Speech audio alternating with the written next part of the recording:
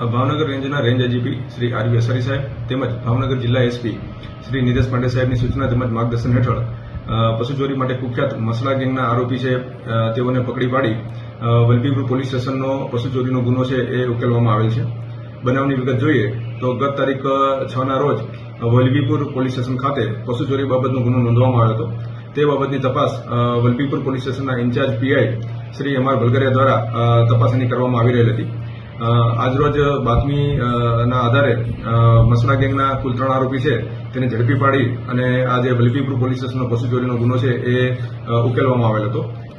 સમગ્ર જે બનાવ છે અને આરોપીની એમો જોઈએ તો આરોપી છે એ રાત્રિના સમયે 4વ્હીલર લઈ અને જે પશુ ચાલક છે એના ઘરની બહાર અથવા તેની વાડીની બહાર ઉભા રહેતા હતા.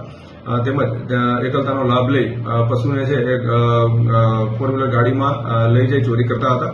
ત્યારબાદ ચોરી કરેલી જે ગાડી છે તેનો કલર છે એ ચેન્જ કરી નાખવાની તેમની એમો હતી. આરોપીનો જે ગુનાહિત ઇતિહાસ જોઈએ તો આરોપી નંબર 1 જે 31 છે તેની પર કુલ 20 જેવા ગુના નોંધાયા છે, જેમાં ચોરી છે, પ્રોહિબિશન, જુગાર તેમજ પશુકૃતા અધિનિયમ મુજબના ગુના છે નોંધાવવામાં આવેલ છે.